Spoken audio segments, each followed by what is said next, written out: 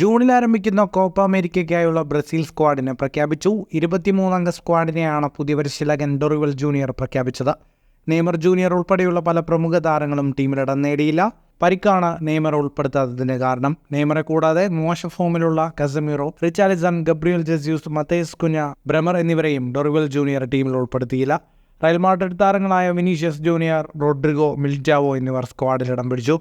Bruno Guimaraes, Paqueta, Raphinha, Martinelli, Endrick എന്നിവരും ടീമിലുണ്ട്. Brazil squad ഇങ്ങനെയാണ്.